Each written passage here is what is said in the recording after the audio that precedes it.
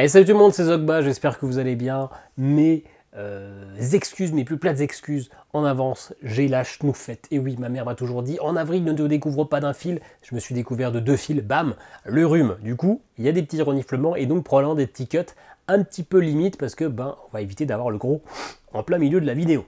Celui-là, j'ai laissé pour vous, mes fans, adeptes de la morve. On se retrouve pour les sorties solo du mois de mai 2024, 27 jeux. Il y en a un, c'est un petit bonus, hein, on aurait pu le sortir et faire que 26 jeux, mais il va nous occuper 30 secondes, donc on n'est pas à ça près. On a 5 vendredis en mai. Hein. Un gros mois de mai, hein, comme on n'en a pas tous les ans.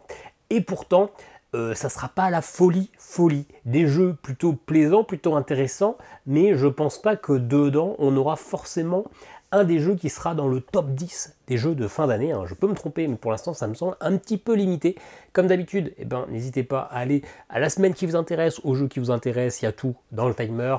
N'hésitez pas à m'écouter papoter aussi pendant 1 heure, hein. Ça peut être intéressant si vous avez autre chose à faire et que vous avez un petit bruit sonore. Je fais très bien le bruit sonore, le fond sonore plutôt, parce que le bruit sonore, c'est un pléonasme, si je dis pas de bêtises. Bref, on se retrouve tout de suite pour le vendredi de mai, le jour 5 qui a eu lieu hier. Il y a des sorties qui sont prévues. C'est même une plutôt grosse semaine, hein. Il y a 7 sorties sur les 27, donc on est sur un bon quart. Le premier jeu, et on en a entendu parler pour ceux qui suivent les Cdispo du passe-temps, on en a entendu parler il y a 1 mois, je pense. Simon avait l'air d'en faire pas mal l'éloge sur le passe-temps. Il s'agit du Silence de l'ombre, un jeu d'enquête. Attention, ça va être cher, ça va être à 110 balles. Préparez-vous, j'espère que vous avez eu les petites étrennes de Pâques, que le lapin était généreux. C'est fait par Mission Détective.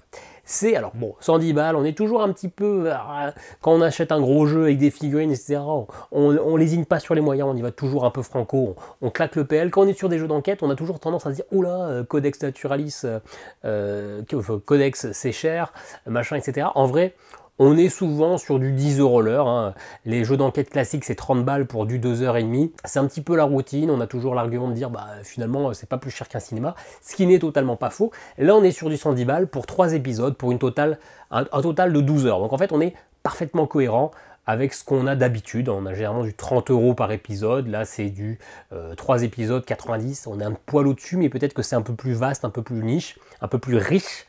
Le Silence de l'ombre. Je vous fais le petit pitch, mais joli. D'ailleurs, je vais vous mettre la petite vidéo en coupant le son.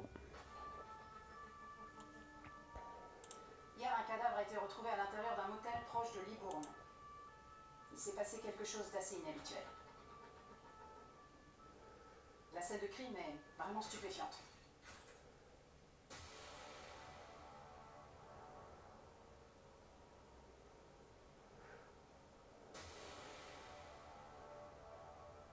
Je vous envoie le dossier complet de la victime. Ouvrez-le. Et je joins également au dossier le rapport du médecin légiste qui était sur la scène du crime. Cette affaire est maintenant notre priorité absolue. Bon, on va pas aller jusqu'au bout, mais je m'attendais pas, j'avais pas regardé la vidéo, hein, je m'attendais pas au cadavre avec les lèvres nouées. Pas mal. Bon, le petit moment où le mec il est avec des ciseaux en train de découper sa feuille, on est un petit peu moins dans l'enquête de folie, mais bon voilà, le Silence de l'ombre, vous l'avez vu, ça va être un jeu d'enquête. A priori, plus de 100 éléments analysés, plus de 30 interrogatoires, il va falloir sortir un petit peu du carcan du site, de l'application, du contenu, apparemment il va falloir faire des recherches sur internet, etc. Ce que j'aime un petit peu moins quand on me dit tu peux faire tout ce que tu veux, tu peux même demander à ton boulanger s'il connaît la réponse. J'aime bien avoir quand même un guide en disant tu peux chercher de là à de là, mais pas tout internet ou tout machin. Bon bref, je l'achèterai pas 110 €, de toute façon ça reste un budget, mais pour les gros amateurs de ce genre de jeu, vous avez a priori un beau bébé en plusieurs épisodes qui se suivent comme une saison d'une série Netflix. Beaucoup de jeux ce mois-ci dont je n'avais jamais entendu parler. En fait, soit ce sont des jeux dont j'ai déjà pu faire une partie ou dont j'en ai déjà parlé parce que ce sont des jeux retardés, soit ce sont des jeux un peu sortis nulle part. Hein. Je ne sais pas si j'ai eu un trou dans ma veille ludique, mais là, Stress Botix, un jeu de Pedro Alberto qui est publié par Two Tomatoes Game. Je n'en avais jamais entendu parler. Il sort dans une boîte de base qui n'est pas jouable en solo. Il faut acheter l'extension Odyssey. La boîte de base va vous en coûter 68 € et je crois que vous rajoutez probablement 40 € pour l'extension, je ne sais pas. Mais voilà, si vous voulez jouer en solo, c'est avec l'extension Odyssey, si je dis pas de bêtises. Stress Robotics, on est quand même sur du jeu expert. Là, on est sur du 4,38. On est sur, je crois, 2h30. Là, ils mettent du 60 à 135 minutes, mais j'avais cru lire que c'était quand même beaucoup plus long que ça.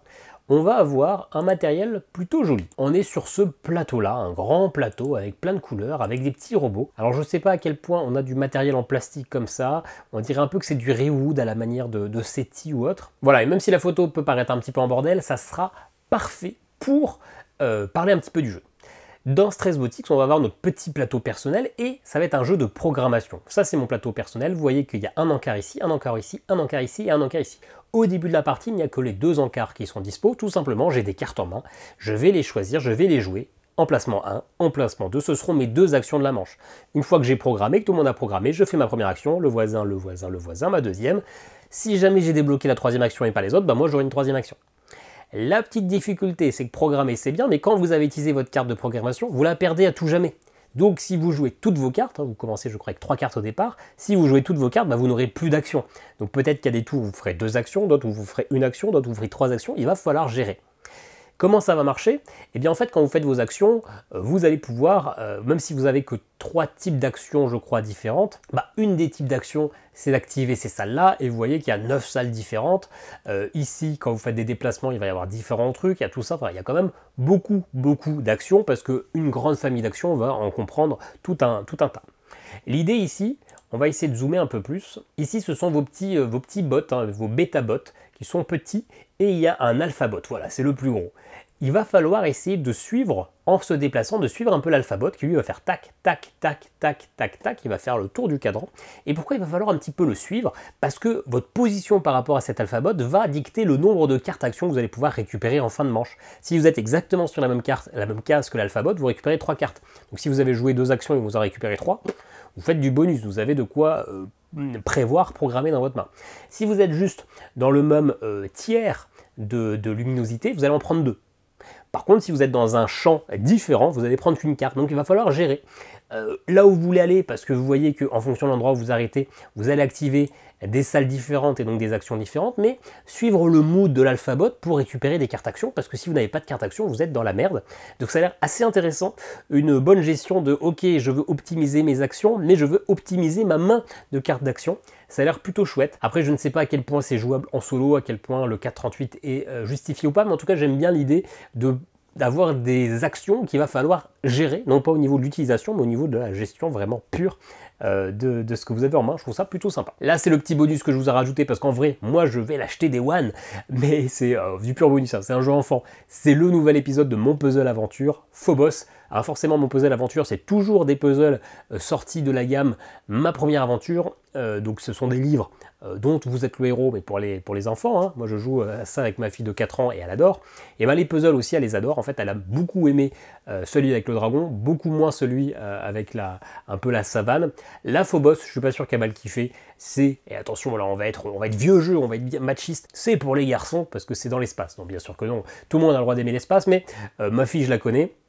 Je suis pas sûr qu'elle soit ultra hypée par ce puzzle dont elle n'a pas spécialement apprécié le livre d'ailleurs, mais bon, bah, il en faut un peu pour tous les goûts, les dragons, la savane, les animaux, l'espace. Dans tous les cas, ça je joue parfaitement en solo, mais bien sûr pas pour vous les adultes, c'est chez Gameflow au prix de 18 balles. Et donc ça sera mon premier achat du mois de mai, mais pas pour moi, évidemment. Petit jeu de réflexion, de puzzle. D'ailleurs, l'éditeur, c'est Professeur Puzzle, donc le nom ne s'invente pas. Il s'agit de Train Express. 8,90 €, c'est la 3e boîte. J'ai les 2 premières boîtes que j'ai récupérées à Cannes, que j'ai toujours pas testé en vrai, mais je pars en vacances, oui, je suis toujours en vacances. En ce moment là, cette année, je me suis dit, j'en branle pas une, je pars en vacances toutes les 6 semaines, en tout cas je prends des vacances toutes les 6 semaines, parce que burn-out, donc tant pis, on gagne moins de sous, mais au moins on se fait du bien, et cette fois-ci pas avec la main.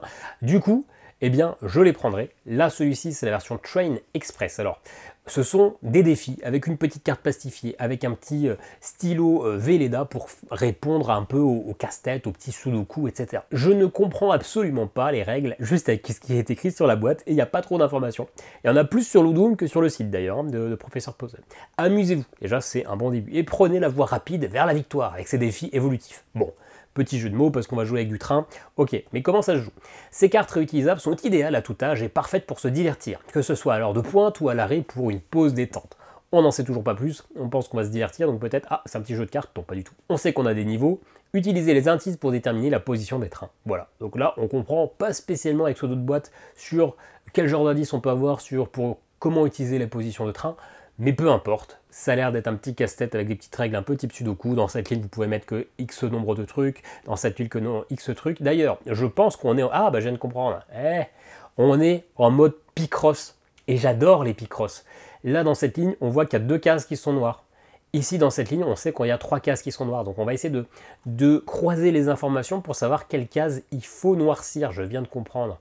Sachant que là, dans celle-ci, on sait qu'il y en a un de chaque, mais il y a déjà un train qui est dessiné. Donc, tout ça, ça va être blanc, ça va pas être rempli. Ah ouais, celui-là, je vais me l'acheter. Je sais pas si c'est complètement un Picross, mais j'aime beaucoup ce genre de truc qui, généralement, se fait assez facilement parce que c'est le genre de logique que j'ai pas mal. Bon, bah voilà, c'est des petits casse-têtes si vous aimez ça. C'est pas cher, ça se prend facilement pour jouer en voiture. Gros jeu, est-ce que c'est le plus gros jeu du mois à 108 €? Bah non, parce qu'on a fait 109 € avec le silence de l'ombre. Et oui, eh bien, le second gros jeu du mois, ça sera Darkest Doom. Un jeu avec une bonne note, mais bon, attention, il n'y a pas beaucoup de votes, il n'y en a que 27, 3,8. On va être sur un jeu avec de la figurine, avec du plastique. Si vous aimez ça, c'est de Mario Zattini. C'est un jeu alors distribué par Légion Distribution, parce que sinon c'est Game Start Studio qui va le distribuer. Je pense que ça sort d'un Kickstarter, mais j'en sais pas plus. C'est un jeu avec du peu matériel, de toute façon on s'en doute. Si c'est du Légion Distribution, il y a de la figurine. Si c'est 110 €, c'est généralement qu'il y a de la figurine. On va être sur un univers plutôt dark. On va, alors, est-ce qu'il y a des images d'une partie de jeu? Je vous montre celle-là, allez, attendez, c'est joli, il y a des dés dans tous les sens, il y a un petit renard ou je sais pas quoi, et il y a le rocher du roi lion, qui va être ultra important dans le gameplay, ce rocher. Est-ce qu'on peut avoir un plateau complet de la vue 3D, ou ça là? Ouais, allez, le game setup en version 3D, je ne vous offrirai pas plus, désolé. Ça va être un jeu à 4 joueurs, obligatoirement. Si vous jouez tout seul, vous allez jouer avec 3 automates. Est-ce que ça se joue si je dis pas de bêtises. Normalement, je dis pas de bêtises. J'ai un petit doute parce que j'ai travaillé tout ça il y a une semaine, donc peut-être que ça peut un peu se croiser. Il va y avoir, c'est pas un jeu coopératif du tout. Même si là, il y a un gros ennemi en plein milieu et que nous, on va peut-être essayer de l'affronter, ce n'est pas un jeu coopératif, c'est un jeu compétitif. Il y a, je crois, un mode 5 joueurs, mais qui ne sera pas dans la boîte retail, qui était une exclue pour les early bird, donc les premiers financeurs, où c'était du semi-coop, c'est-à-dire qu'il y avait les 4 joueurs, et un 5e qui avait, lui, un autre objectif, et donc le 5e joueur pouvait gagner en même temps qu'un des 4 joueurs. Vous avez plusieurs manières de gagner, vous avez une manière de gagner en faisant des points de victoire, en venant tout là-haut, en montant, en gravant, en gravillant, en gravant, bref, en montant tout en haut de la montagne et en battant celui-ci. Je ne sais plus toutes les conditions, mais il y a 4 conditions de victoire. Après, on va être sur un jeu de rôle où on va augmenter nos niveaux, on va jouer des cartes pour avoir des actions, on va lancer des dés. La grosse particularité de ce jeu, finalement, en plus de son esthétique, du fait que c'est massif, qu'il y a du volume sur la table, c'est justement, c'est qu'il y a 4 manières de jouer différentes, 4 manières de gagner. Alors, c'est pas une manière par personnage, c'est pas lui, il est obligé de gagner de telle manière, lui, il est obligé de gagner de telle manière, je ne crois pas. C'est juste qu'on va devoir un peu se tirer la bourre pour réussir à gravir la montagne, c'est ça, donc c'était oui en gravant, bref, peu importe. Donc voilà, ça sort. Après, c'est un jeu dont j'ai très peu entendu parler, donc je ne sais pas du tout ce que ça vaut. Un peu frileux toujours sur des jeux quand même à 110 balles comme ça, mais n'hésitez pas à me dire si vous en avez entendu parler, Darkest Doom, si c'est bien ou pas bien. Un petit jeu dont j'avais parlé le mois passé, le premier jeu dont j'avais parlé le mois passé, il s'agit de Pop. Je vous avais dit que je n'avais aucune information sur Pop, zéro communication. Depuis Musoka, l'éditeur, ont fait une vidéo sur un monde de jeux pour parler un peu de tous leurs jeux prévus cette année, donc ils ont dû en parler mais je ne l'ai pas regardé. Et puis surtout sur leur site maintenant il y a une vidéo règle, donc j'ai pu regarder la vidéo règle parce qu'avant le mélange parfait entre le Candy Crush et le 6 qui prend, c'était quand même assez limité au niveau des règles. Bon, et bien là vous verrez pas non plus une partie en images, mais vous voyez qu'il y a des cartes de plusieurs couleurs. Là c'est un jeu qui se joue à 5 joueurs, 4 joueurs, je ne sais plus. Et en tout cas, vous jouerez toujours, ça va être 4 joueurs, vous jouerez toujours à 4 joueurs. Si vous êtes tout seul, pareil, vous allez gérer des automates, mais ça a l'air de gérer ultra facilement. Et tout simplement, à chaque tour, vous allez avoir des cartes à jouer que vous allez avoir dans votre main. Vous en jouez une face cachée et quand tout le monde a joué face cachée, vous les révélez en mettant le plus petit chiffre à gauche et le plus grand chiffre à droite. Et vous regardez, parce qu'il y a déjà une ligne juste avant, soit c'est vous qui l'avez, soit c'est votre ligne de départ qui a été mise en place comme ça, soit c'est la ligne de la manche d'avant. Et si quand vous jouez, il y a 2 rouges qui sont adjacents, bam, ça pète. Vous prenez les cartes, sauf que c'est des points, plus vous avez points, plus vous avez perdu. Il faut essayer de ne pas faire péter les lignes, les colonnes, etc. Il va y avoir des réactions en chaîne, un côté un peu Candy Crush. Donc voilà, il va falloir programmer, gérer un petit peu. Ah, j'ai un jaune qui a l'air d'être une valeur plutôt moyenne, donc il y a des chances que ça sorte en plein milieu de la ligne. Si ça sort en plein milieu de la ligne, c'est ok parce qu'il n'y a pas de jaune autour. Par contre, si c'est la carte la plus à droite, ça risque de déclencher une réaction en chaîne. Donc voilà, un petit jeu assez léger qui va coûter 12 €. Voilà, on en a parlé, c'est déjà un bon point. Ensuite, le petit micro-game du mois qui m'a échappé. Je l'avais vu à Cannes, mais j'avais pas vu que c'était jouable en solo, puisque c'est du vert. Le vert, c'est le coopératif. Et c'est le coopératif, le vert? Bref, en tout cas, ce sont des jeux qui peuvent se jouer en multi, mais aussi en solo. Je n'avais pas fait gaffe, j'avais focus juste sur les petites pochettes blanches. On oublie qu'on peut jouer à plusieurs des fois. Ukiyo. Ukiyo, c'est un jeu de Ian Walton, illustré par Jeannette Ramos et Imaginaire. Un jeu qu'on l'a déjà vu 15 fois. Déjà, la petite pochette est cool, ok, ça, on est d'accord. Comment ça va se jouer? Ça va vraiment être un jeu où on va recouvrir des cartes pour avoir différentes icônes. Quand vous jouez en solo, vous allez jouer 3 objectifs différents, vous allez récupérer 3 cartes. Vous voyez que sur cet objectif-là, il faut léguer 4 Kirschblüten in einer horizontalen oder vertikalen Linie aus. Donc je pense qu'il faut mettre 4 Kirschblüten soit horizontalement ou verticalement, sur la même ligne. Donc si vous savez ce que sont des Kirschblüten, est-ce que ce sont des papillons, des fleurs, des petites grues en papier ou des noisettes? Kirschblüten. Kirschblüten, je pense que c'est des papillons. Ça me voit bien dire « Oh, mais quel joli Kirschblüten que je vois sur mon petit coquelicot !» Et ben voilà, tout simplement, vous avez vos objectifs et tour après tour, vous allez jouer des cartes. Il faut juste ne pas dépasser 6 par 6 icônes, mais vous pouvez mettre les cartes côte à côte ou vous pouvez recouvrir des icônes. Et à la fin du jeu, quand vous avez fait votre petit plateau, il faut valider vos 3 objectifs. C'est du vu et revu, il n'y a rien d'innovant, on l'a déjà vu ce genre de jeu 15 fois. Moi-même, j'en ai inventé un hier de ce jeu et je l'ai mis au feu parce qu'il n'était pas amusant. Voilà, mais ça sort chez Matago. Comme d'hab, les microgames, c'est 8 €. Je crois qu'il a, alors peut-être que je suis passé à côté d'un truc, mais je crois qu'il a vraiment rien d'original. On a fini pour le vendredi de mai. Vendredi de mai, qu'est-ce qu'on retient? Stress Botix. Je pense que c'est le meilleur jeu de la semaine.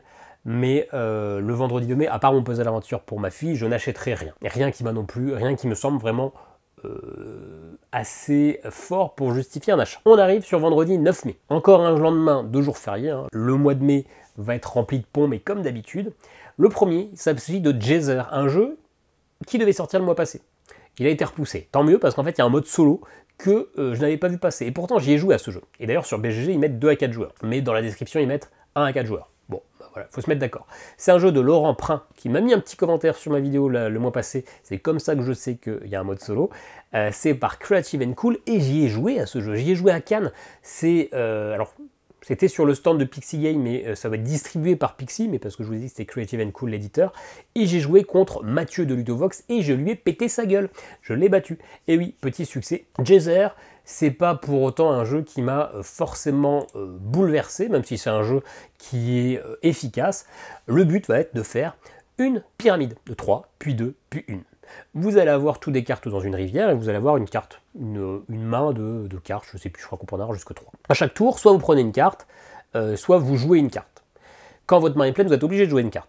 Pour jouer une carte, ici, vous pouvez jouer un 8, vous pouvez jouer un 2, vous pouvez jouer un 4. Aucun souci.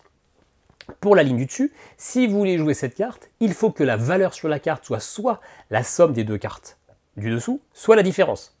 On vérifie qui savent jouer. 4 moins 2, 2. On est bon. 6, 8 moins 2, 6. On est bon. Sur la dernière carte, 8, 6 plus 2, 8, parfait. Il sait jouer. Et donc là, vous avez des scoring en fonction du nombre, si vous avez réussi à remplir totalement votre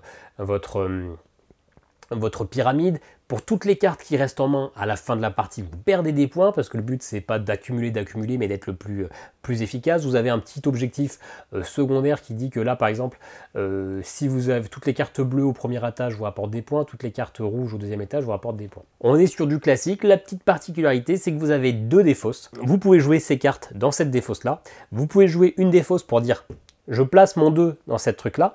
Maintenant, plus personne n'a le droit de jouer de 2 tant que cette carte-là n'est pas recouverte. Ce qui peut faire que, vous avez bien vu que votre voisin là en face, il voulait jouer un 2 parce que 4.2 ça fait 2.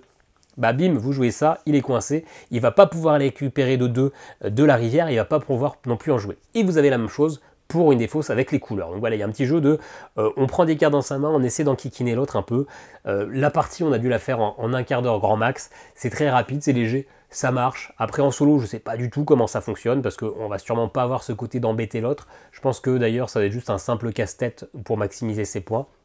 Bon, voilà, c'est efficace, mais je suis pas sûr que c'est un jeu que je recommande forcément pour du solo, mais dans un petit bar à jeu, pour une petite soirée, etc., ça peut le faire, mais peut-être pas en solo. La grosse sortie du vendredi 9 mai, qui me fait un peu peur, qui me donne les miquettes, il s'agit de Metal Gear Solid, de Cool Mini or Not, au prix de 100 €.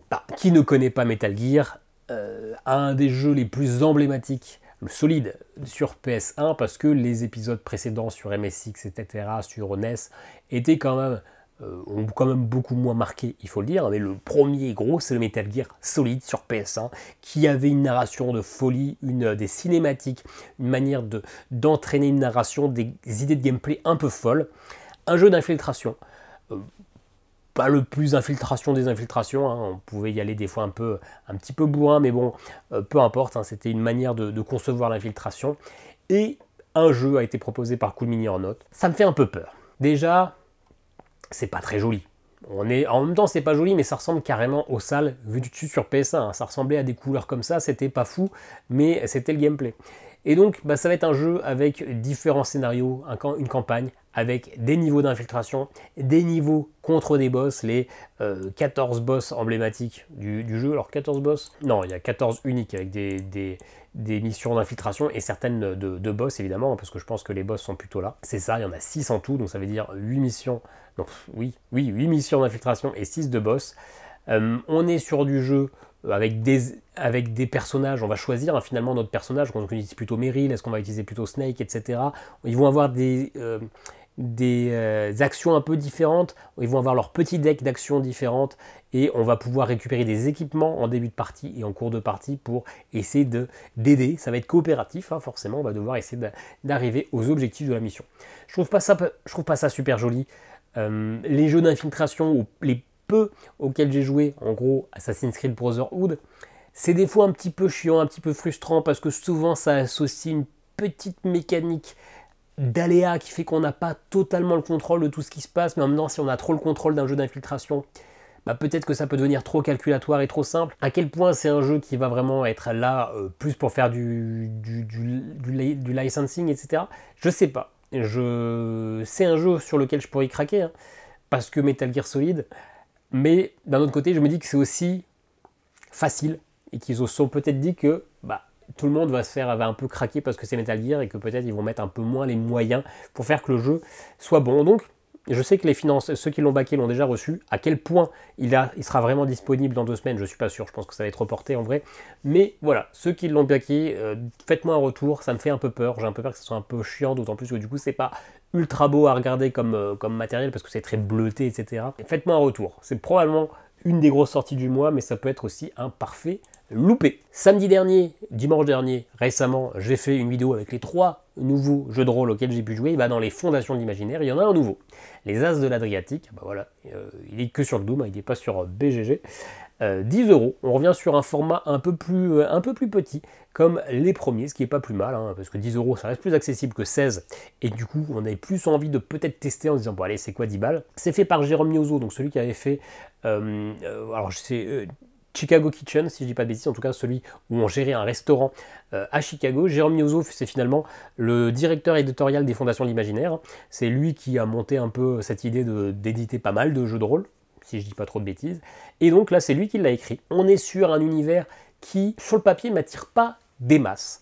On est entre la Première et la Seconde Guerre mondiale, on va être un pilote d'hydravion, on est dans cette période folle où les avions vont de plus en plus s'améliorer, où il va y avoir une course non pas à l'armement mais à la technologie des avions, et on va être dans l'Adriatique, hein, donc cette mer entre l'Italie et toute la partie est de l'Europe, j'espère que je dis pas de bêtises, et donc voilà, on va être un peu un Saint-Exupéry, où on va être un petit peu probablement explorateur, probablement un petit peu expérimentateur. Sur le papier, c'est pas un univers qui me parle beaucoup. Après, je sais que je vais le recevoir, donc je vous en parlerai tôt ou tard. Il y a un petit truc qui est original. Alors après, c'est marketing, hein. Mais vous le voyez ici, c'est fait en collaboration avec un musée. Le musée de l'hydravion, je crois. Le musée de l'hydraviation de Biscarrosse dans les Landes. Donc c'est-à-dire que si vous avez ce livre, non pas en PDF mais en physique, eh bien vous avez un tampon quand vous allez dans ce musée et la place elle est à demi-tarif, tarif réduit. Donc je ne sais pas à quel point le tarif est réduit. D'ailleurs on pourrait même se dire que on aurait pu avoir l'entrée gratuite. Parce qu'on... Bon, bref. Mais bon, voilà, il y a un petit côté, si vous avez le jeu, allez dans le musée. Alors, si vous habitez pas du tout à Biscarrosse, ça fait un petit peu loin le trajet. Mais puis en même temps, c'est donnant-donnant. J'imagine que le jeu de rôle sera en vente dans la boutique souvenir. Je trouve que c'est plutôt une bonne idée, qui est certes marketing avant tout, mais une bonne idée quand même. Chez Banquise Édition, qui fait plutôt du jeu très familial, du jeu voire enfantin, pour les enfants, sort un jeu de lettres jouable en solo. Assez original d'avoir un jeu de lettres jouable en solo. Color Words. On me l'avait proposé, mais j'ai dit que ça m'intéressait pas forcément. Un jeu de Alexis Allard, donc si je dis pas de bêtises, il faisait partie du duo sur Welcome to the Moon. Je crois que c'est lui qui fait les modes solo, hein, si je dis pas de bêtises. Et Joanne Dufour, qui, si je dis pas de bêtises, a fait des jeux. Ça c'est même sûr, mais je ne sais plus ce qu'il a fait. C'est illustré par Jérôme Soleil. Un jeu qui est plutôt malin. Tout simplement, vous allez tirer des cartes. Vous allez avoir cette grille, il va falloir la remplir de la manière la plus efficace possible. Vous allez tirer 3 lettres, on va dire le A, le E et le R. Il va falloir faire le plus grand mot possible. En faisant, vous avez le droit de faire des petits trucs comme ça, hein. C'est pas du Scrabble où il faut faire de la ligne droite, hein. Vous allez pouvoir faire des angles, et vous allez devoir essayer de mettre le plus de A, de E et de R. Si votre mot, pour chaque fois que cette lettre apparaît, ça fait un point. Et vous avez vu que vous avez un E avec un fond rouge, un A avec un fond jaune, alors j'ai inventé les lettres, et un R avec un fond bleu. Si vous mettez bien le E sur une case rouge, bah ça vous fait un point supplémentaire. Si vous mettez bien le R sur une case bleue, ça vous fait un point supplémentaire. Donc non seulement il faut trouver un mot efficace qui reprend beaucoup de fois ces lettres pour marquer des points, mais en plus qui correspond au fond. Et en plus, il y a une quatrième carte qui donne un autre objectif, qui dit que si vous faites ça avec ce mot, vous avez X points en plus. Donc voilà, c'est pas forcément celui qui fait le plus grand mot ou le mot le plus complexe qui gagne, hein. J'ai vu une partie sur un monde de jeu où avec Kaka, je sais plus qui avait fait un gros scoring. Donc voilà, c'est un jeu où il faut juste être malin sur la gestion des lettres, etc. Ça doit bien marcher avec des gens qui aiment bien jouer avec des lettres. En solo, je pense que c'est simplement habitué à un score avec un objectif à atteindre ou quoi que ce soit. Bon, c'est peut-être dispensable pour du solo, mais ça existe. Si vous aimez bien le jeu et que vous voulez vous entraîner, eh bien, vous pouvez y jouer en solo. C'est 18 €. Vendée 93, est-ce que c'est pas la 4e fois qu'on en parle?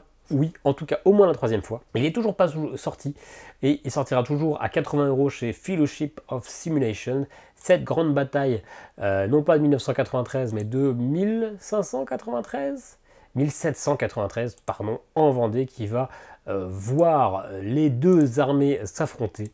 J'en ai déjà parlé plein de fois, je n'en sais toujours pas beaucoup plus sur ce jeu. Le mois passé d'ailleurs, je vous avais demandé de me donner des noms de wargames qui étaient pas mal pour du solo. Merci à ceux qui m'ont répondu. J'en ai bien sûr acheté aucun. D'ailleurs, j'ai pas acheté beaucoup de jeux depuis le mois passé, pardon. Mais j'ai bien noté tous vos conseils. Voilà, la guerre de Vendée, qui sortira peut-être un jour, et peut-être le 9 mai. Ensuite, ça pourrait être une grosse sortie du mois, mais finalement c'est un peu une redite, donc ça ne sera peut-être pas chez Super Meeple. En tout cas, il y a moyen que ça marche bien, parce que le premier épisode avait bien marché. Si je vous dis Super Meeple, si je vous dis Boîte Rouge, si je vous parle de Paris, c'était Paris le premier, je sais même plus. C'était Paris? C'était bien Paris 1920. Et bien maintenant, on est sur Chronologique Cusco 1450. C'est toujours par Fabien Gridel et Johan Levé. C'était Johan Levé qui avait parlé de caca, hein. Johan Levé, on le connaît, c'est pas le dernier à parler caca. C'est faux. Et bien, on est toujours sur ce jeu de déduction. On va nous donner des informations. On va avoir une grille où il va falloir nous aider à placer sur différents temps, normalement 6 temps si ça n'a pas changé, oui c'est ça, des informations. Sachant qu'à chaque tour, on va pouvoir questionner l'ordinateur, l'IA, enfin, le paquet de cartes, et on a une information. Mais les autres autour de la table ont aussi une information moins bonne, moins précise. Et donc, on va tous petit à petit avoir des informations grâce aux autres, avoir nos informations, il va falloir être le premier. En solo, c'est être celui qui fait le plus gros score. Pas du tout. Celui qui trouve la réponse en le moins de coups possible avec certains objectifs pour être médaille d'or, médaille d'argent, etc. Je ne sais pas quelles sont les nouvelles mécaniques de ce nouvel épisode, mais c'est sûr que ça marchait très très bien. Oui, d'ailleurs, c'est une coédition entre Super Meeple et Origame. C'est pas que du Super Meeple, je vous dis une bêtise. On le voit à l'icône et au petit pitch, où ça c'est Tatiana Dory Games. Donc voilà, c'est probablement toujours aussi sympa à quel point les petits gimmicks de déduction varient, à quel point il faut investir dans cette boîte-là. Je ne sais pas, mais c'est sûr que ça va plutôt bien marcher. 22,50 €. Et il nous reste un jeu pour ce 9 mai. Un jeu, c'était le dernier de la vidéo du mois passé, que je n'avais pas bossé parce que c'était le dernier jeu. J'avais la flemme. Je l'ai reçu de Pixien. J'ai même déjà tourné la vidéo. Je l'ai même tourné 3 fois la vidéo parce que des galères. Et je l'ai tellement tourné la vidéo que maintenant j'ai la flemme de la monter. D'autant plus que je sais qu'il y a un petit bug de son pendant 8 minutes et que ça va être un petit peu désagréable. Voilà, je vais pas être très fier de cette vidéo, mais j'ai la flemme de la retourner une 4e fois. Résurgence, la vidéo sortira pas la semaine prochaine, mais elle sortira la semaine d'après parce que de toute façon, il faut que ça sorte. Le jeu va sortir le 9 mai, donc autant en profiter, le sortir la bonne date. D'ailleurs, ça sera bon, que ça va sortir le 9 mai, non, ça va sortir la semaine d'après. Résurgence, c'est un jeu de Stan Kordonski et illustré par tout un tas de bonhommes. Un jeu qui est sorti, je crois, en 2022, oui, c'est ça, aux États-Unis, mais il n'était toujours pas sorti chez nous. On va se montrer une petite photo de gros plan. Celle-ci est pas mal, on est sur du prototype, on a le plateau à l'envers, mais ça fera l'affaire. On est dans un univers post-apocalyptique où il va y avoir des mutants. On va être en pleine URSS, on est même à Moscou. On voit les différents quartiers avec le Kremlin, avec tous les noms dont j'ai oublié, parce que du coup maintenant ça fait 3 semaines que j'y ai joué. J'aime l'esthétique, j'aime le fait que ça soit des couleurs comme ça, des aplats. Ça permet de gagner en lisibilité et puis de donner un petit peu de couleur. On va voir un jeu un peu bête de pose d'ouvrier. Puisque je place un ouvrier dans un endroit, je gagne des ressources. Ces ressources, je les mets en stock, je place un ouvrier à un autre endroit, je peux dépenser des ressources pour faire une autre action. Très simple. Mais la petite particularité, c'est que vous voyez ou vous ne voyez pas, voilà, on a différents types de bonhommes. On a les petits mecs classiques. On a les aviateurs, qui ne s'appellent pas comme ça, mais j'ai oublié, on a les scientifiques, et on a notre leader, qui est je ne sais pas où, ça doit être lui. Ces bonhommes-là vont pouvoir répondre à différentes actions. Parce que sur le plateau central, les postes d'ouvriers, ça vous dit qu'il faut placer tel type d'ouvrier pour gagner telle ressource. Il y a des actions de base que n'importe qui peut faire. Mais il y a des actions, il va falloir spécialement avoir le scientifique, spécialement avoir le bâtisseur. Il va falloir un peu gérer notre pool. Et on ne va pas choisir tout à fait, c'est qu'on va piocher dans un sac des bonhommes. Et ces bonhommes-là, on va du coup les mettre dans une phase de programmation. Au début de la manche, on va devoir disposer tous nos bonhommes en les répartissant. Celui-là va plutôt aller dans les zones portuaires, celui-là plutôt dans les zones citadines, de métro, et celui-là plutôt dans mon campement. Donc non seulement il y a une petite part de backbuilding, vous allez récupérer, vous ne savez pas ce que vous allez avoir, et après vous allez devoir programmer. Sauf que c'est de la pose d'ouvrier avec un emplacement unique. Si vous voulez faire une action que quelqu'un d'autre dans le tour a déjà fait, eh bien il va falloir dépenser une ressource. Et ces ressources-là, elles vont être quand même assez difficiles à récupérer, ou en tout cas vous allez en utiliser beaucoup à chaque tour, et donc des fois ça va se calculer à une ou deux ressources près pour faire ce que vous voulez faire. Sachant que ces ressources essentiellement ça va être pour valider des missions, ça va être la deuxième grosse partie de la partie, de dépenser la blinde de ressources pour valider pas mal de missions, mais aussi vous allez avoir, donc les missions qui sont sur le côté gauche, vous allez améliorer votre campement. Plus vous améliorez votre campement, plus vous aurez la possibilité de récupérer des nouveaux jetons à chaque tour. Et puis ce bâtiment-là, votre campement, va vous apporter des nouvelles actions que vous allez pouvoir faire. Un jeu qui marche bien parce qu'il est fluide, il est facile à comprendre, l'automa roule très bien. Je trouve qu'il est plutôt thématique. Moi, je ressens bien le côté... Ok, on a facilement des ressources parce que c'est un simple jeu de pose d'ouvrier, mais comme on en utilise beaucoup, on est toujours dans le calcul, on est toujours dans l'optimisation et finalement, on n'a jamais trop l'impression de crouler sous les ressources. On en a beaucoup, mais on va beaucoup les dépenser, donc c'est pas mal. J'aime bien le fait de devoir construire son campement. Et ça va être obligatoire si on veut pouvoir avoir plus d'ouvriers et faire plus d'actions à chaque tour. Je trouve que c'est pas mal. Tout n'est pas parfait. Je vous laisserai voir ma critique, mais pour le coup, c'est un jeu qui est plutôt satisfaisant, qui marche plutôt pas mal. Allez, on passe au vendredi 16 mai. Cette fois-ci, ce n'est pas le lendemain d'un jour férié, c'est le lendemain de l'anniversaire de mon père. Il ne regardera jamais cette vidéo et je ne lui souhaiterai probablement pas son anniversaire parce qu'on est en froid, mais si jamais il passe par là, bon anniversaire. Vendredi 16 mai, on a quelques petits jeux, des jeux dont on a déjà tous parlé. Des jeux dont on a déjà tous parlé sur la chaîne, des jeux qu'on a déjà évoqués sur la chaîne. Je suis pas très en forme niveau français, tout mon cerveau est dans mon rhume, je mouche des neurones. Le premier Tales of Nine, il était dans mes jeux de la hype de Cannes. Attention, jeu de la hype de Cannes, ça veut dire que c'est un truc qui m'avait titillé, ça veut pas dire que c'est un Zogmador, absolument. Tales of Nine, ça va être 3 petites boîtes. Là, vous en voyez une première. C'est des boîtes à 6,90 €. Il y en a 3 qui sortent en même temps. Jeu de Julien Alain, illustré par Laura Munro. Petite mécanique de taquin. Vous avez 9 cartes, vous avez votre héros. Si vous vous déplacez vers la gauche, bam, vous récupérez ça. Ça va dans vos équipements. Tous les ennemis se déplacent vers vous. Après, vous vous déplacez, ding, ding, ding, ding. Vous essayez de faire en sorte de battre les ennemis, d'utiliser vos cartes avec les ressources qui sont dessus, là qui vous disent que grâce à ces bots, vous pouvez faire des déplacements un petit peu spéciaux pour progresser dans le donjon et arriver jusqu'à la sortie sans avoir perdu tous vos points de vie. Vous avez quelques ressources d'attaque, mais vous ne pourrez pas attaquer tous les ennemis. Donc voilà, un petit jeu de gestion. La démo était efficace, mais rapide et simple. Là, il y a 3 petits paquets à 6,90 €. Étonnant d'ailleurs de faire des petits paquets à 6,90 €. Alors j'imagine que la plupart des gens vont acheter les 3 en même temps, mais à 6,90 €, est-ce qu'on ne pouvait pas mettre les 3 dans une boîte et faire ça à 20 €? Je ne sais pas si le format petite boîte comme ça, là, ça donne tellement envie d'avoir, parce que moi je sais dans une étagère, je préfère avoir une boîte d'un jeu qu'un petit truc un peu à la con qui va traîner au-dessus d'une boîte, parce que je sais pas où le mettre et qui prend pas trop de place, mais du coup quand j'aurai besoin de le chercher, où est-ce que je l'ai mis déjà? Et puis du coup ça fait un petit peu jeu démo plutôt que vrai jeu. Bon après c'est peut-être mon côté un petit peu matérialiste, mais ok 6,90 €, on a le côté appel, c'est pas cher, mais peut-être que ça fait un peu cheap et un peu jeu, un peu oubliable. Voilà, j'aurais plutôt été adepte d'avoir les 3 chapitres dans la même boîte et de faire ça à 20 € au lieu de 21 €, hein, et ça fait, ils perdent pas beaucoup d'argent et c'était peut-être plutôt ok. Earth Abondance, j'avais pleuré le mois passé quand je vous avais dit que j'avais reçu les potions d'Azerland et que je n'avais pas reçu Earth Abondance alors qu'ils étaient censés sortir le même jour. Je me dis, si j'ai reçu les potions, c'est que j'aurais pas Earth Abondance. Earth Abondance a été retardé, donc là, tout est encore possible. Après, comme j'ai pas donné un très bon avis de Cascadia et pas un très bon avis de Potion d'Azerland, est-ce que je suis un petit peu blacklisté? On verra bien. D'ailleurs, il faut que les vidéos de Cascadia et de Potion d'Azerland sortent, histoire que vous voyez un petit peu de quoi je parle avant que ça ne soit plus d'actualité. Earth Abondance, eh bien, Earth c'était déjà un jeu avec une abondance de cartes, de choses à faire. Et bien là, on a un peu plus de cartes de tout. Un peu plus de cartes objectifs, un peu plus de cartes d'asymétrie, un peu plus de tout simplement. Il y a une nouvelle ressource, mais globalement, partez du principe que c'est un peu plus de tout. D'ailleurs, là, en ce moment, il y a une nouvelle extension sur Kickstarter qui est prévue. Est-ce que le financement est en cours ou est-ce que c'est pour bientôt? Mais en tout cas, ça a été annoncé, nouvelle extension d'Earth. Jusque où ça va aller?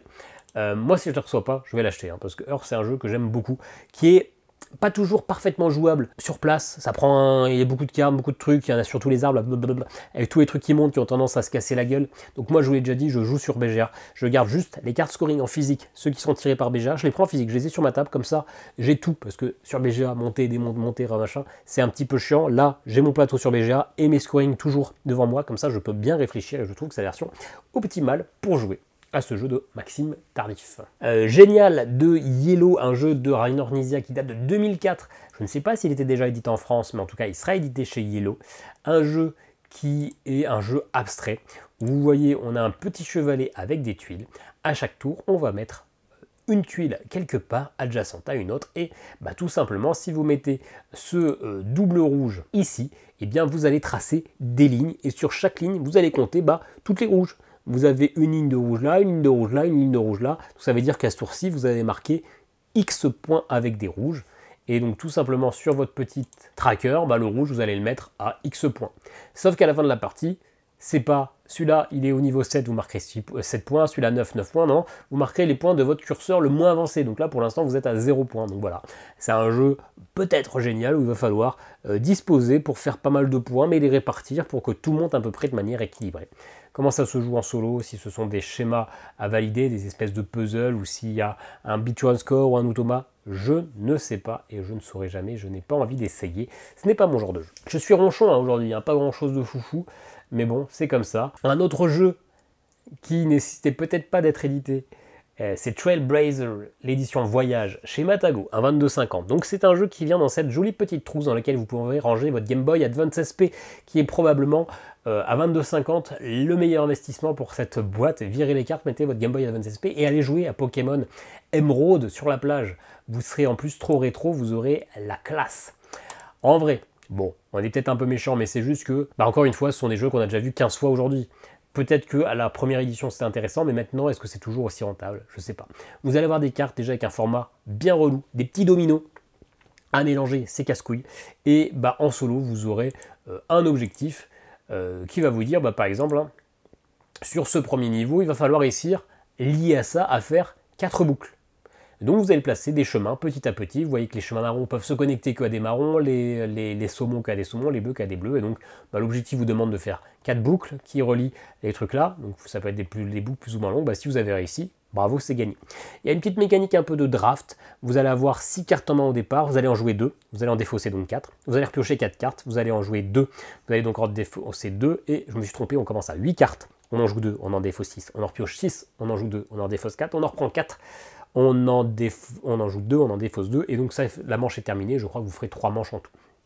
Bon, en vrai, pourquoi pas, hein, mais aujourd'hui, quand ça sort, je me dis pas, ah ouais, c'est un truc de fou, qu'il faut absolument tester. Après, bon, on est dans le côté ultra expert, si ça se trouve que le grand public a envie aujourd'hui de rejouer à ça, de découvrir ça, et c'est vrai qu'il ne faut pas que je pense qu'à ma pomme de joueurs solo un peu expérimentés, peut-être qu'il y a le public pour ça, mais je sais pas.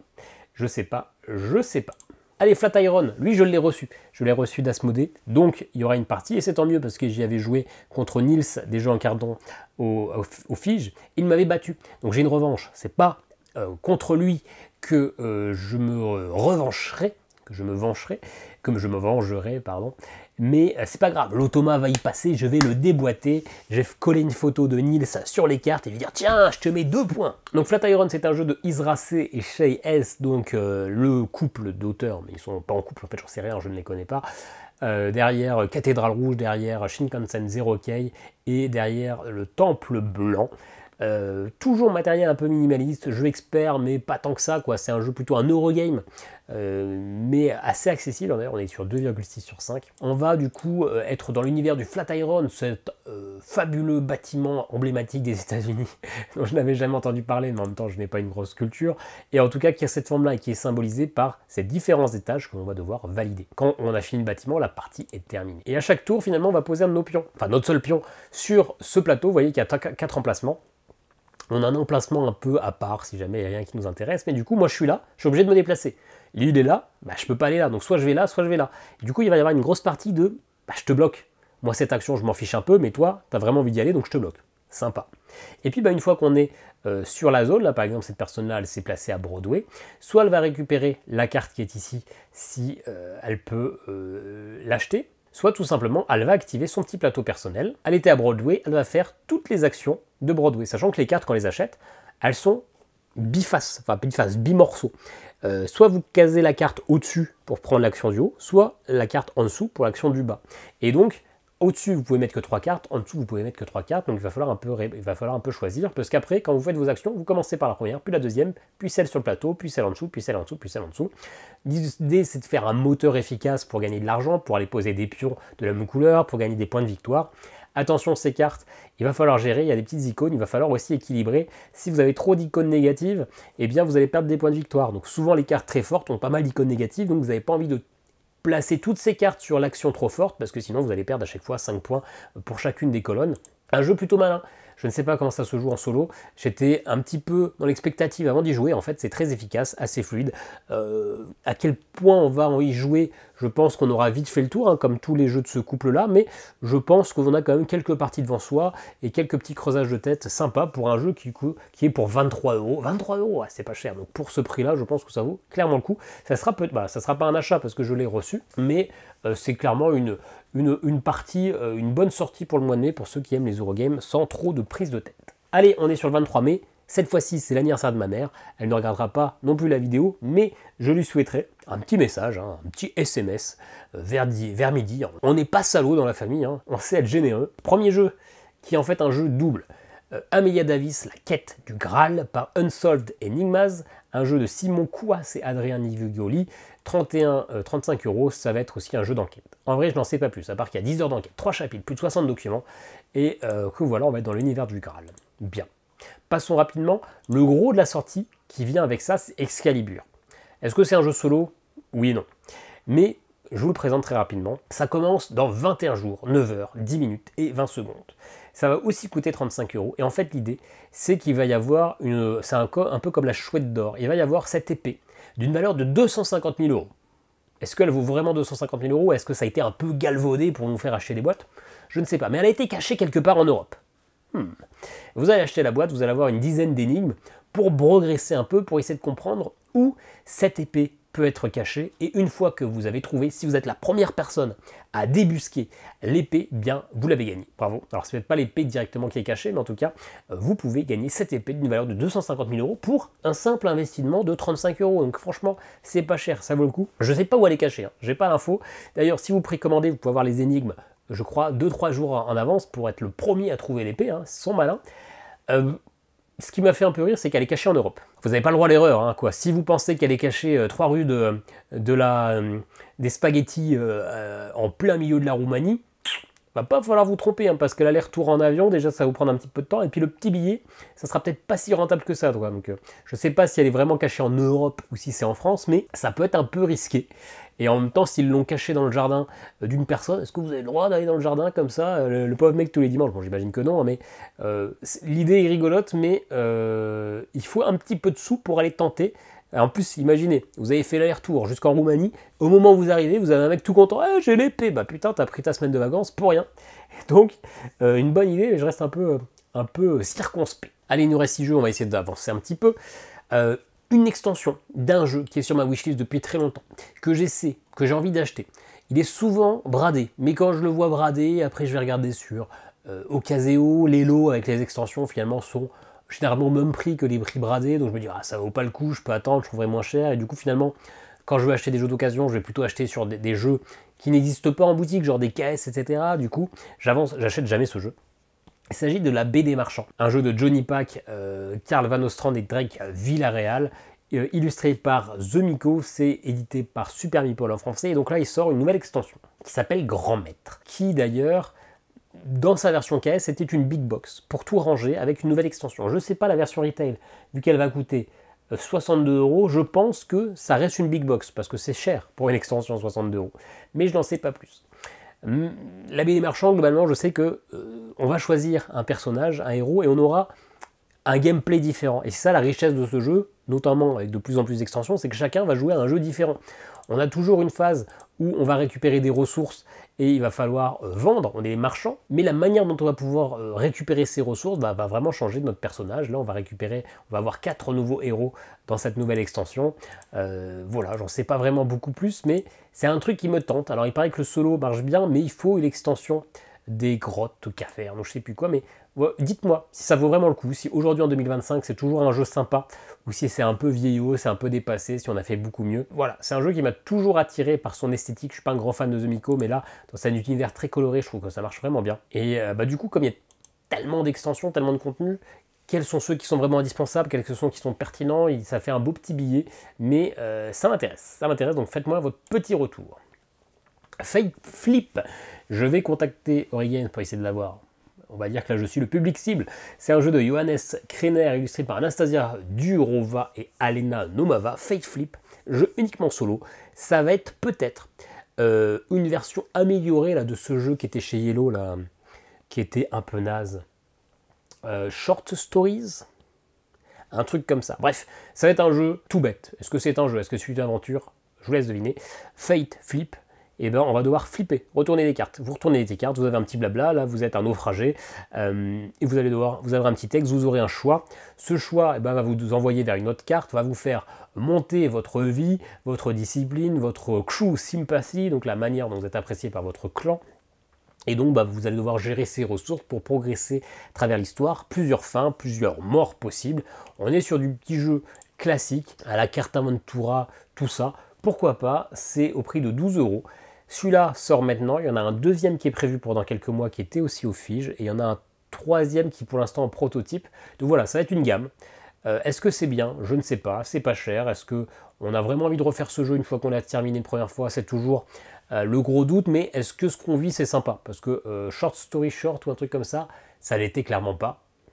Bah non, je les ai revendus, donc je les ai plus. D'ailleurs, je les ai pas revendus, je les ai donnés, puisque je ne les avais pas payés. Et la personne à qui je les ai donnés ne l'a pas aimé.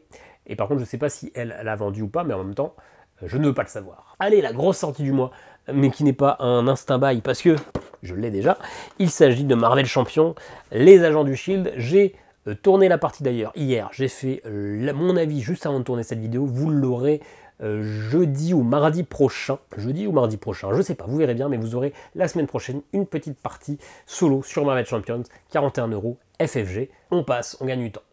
Le dernier jeu de ce vendredi 23 mai, il s'agit de The Hanging Gardens, les jardins suspendus. Les jardins suspendus de Babylone, en ce moment il y a plein de jeux. Il y a eu un jardin, oui, il y a eu un jeu l'année dernière, les jardins d'Amitis, qui est finalement exactement dans le même thème.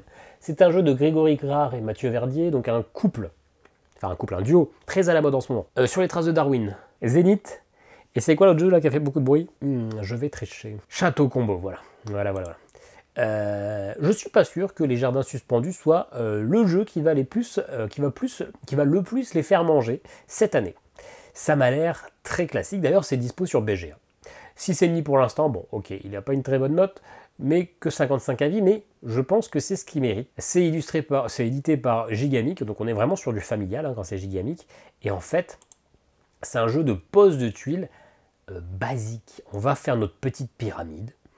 On va avoir des ouvriers, on va placer ces ouvriers dans la colonne, et du coup si je me place dans cette colonne, je vais récupérer une de cette tuile.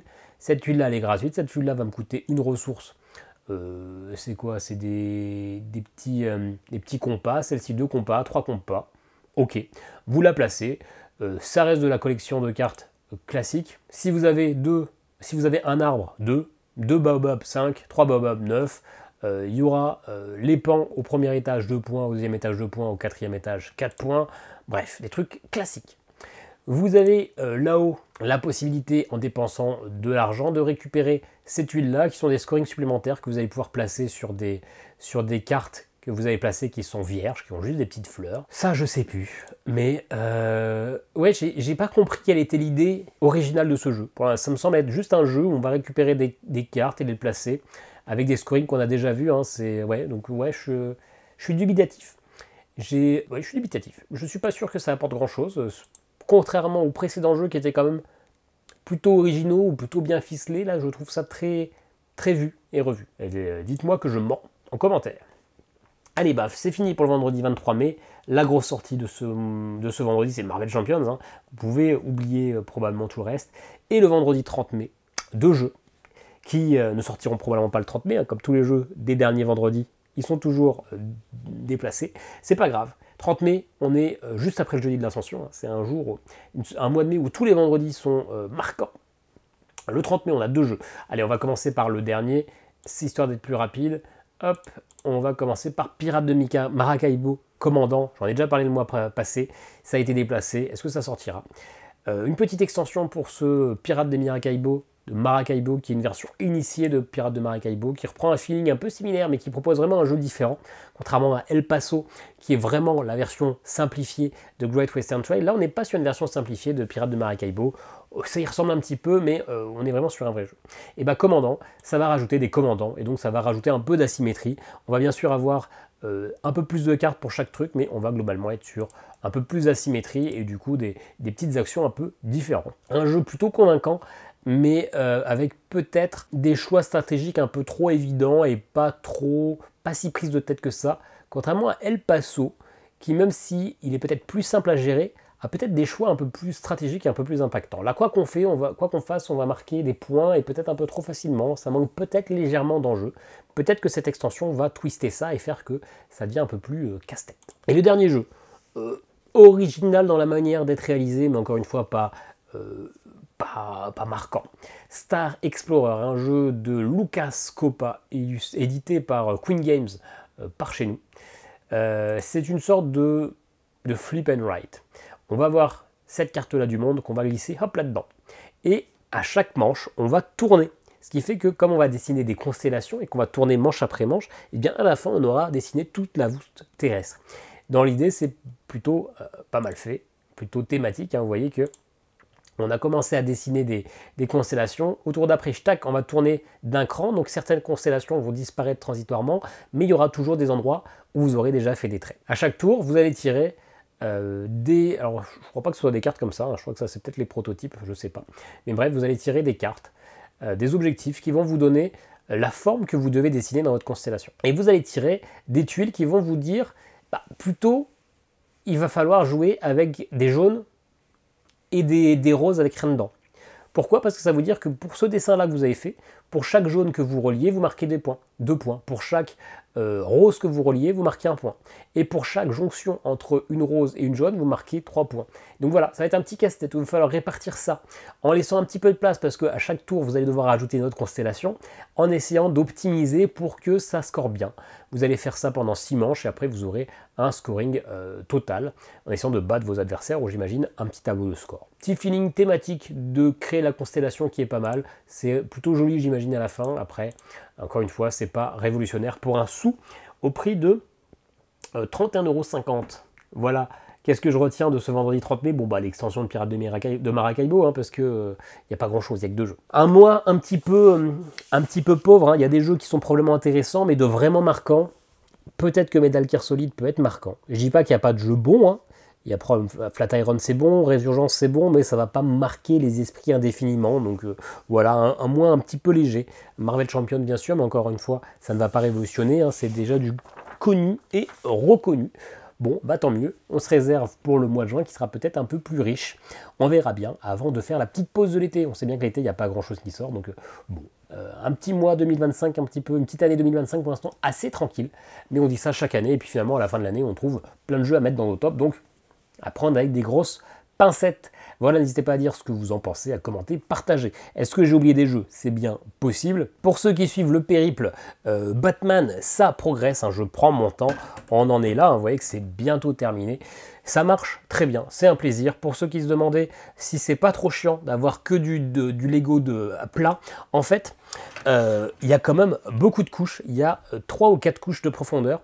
Et à chaque fois, vous allez créer, par exemple, ce petit Big Ben, ce petite horloge que vous allez placer. Vous allez faire la serre que vous allez passer par-dessus. Vous allez placer la grande roue. Donc, vous avez vraiment l'impression de faire des objets 3D et de les mettre les uns au-dessus des autres. Donc, en vrai, je suis très content de ce petit Lego. Très plaisant, qui n'est pas terminé, mais j'essaie de prendre mon temps pour ne pas en acheter. Coucou. On peut mettre d'autres choses aussi dans ce trou. Hein. Un peu comme le truc où vous ouvrez la boîte de pizza et oh, surprise, il y a une bite. Et bah pareil avec un Lego Batman. Voilà, ça c'était pour la petite blague parce qu'il n'y en avait pas eu jusqu'au bout. Mes fans les plus fidèles, ça y est, vous avez eu votre petite dose de blague salace. Donc ça marche bien. On va finir la vidéo comme ça. Bonjour monsieur. N'hésitez pas à me dire ce que vous voulez, à partager. Il y a un petit lien en description si jamais vous voulez vous procurer certains de ces jeux. Et puis moi je vous dis à très bientôt pour une nouvelle vidéo. Ciao, ciao.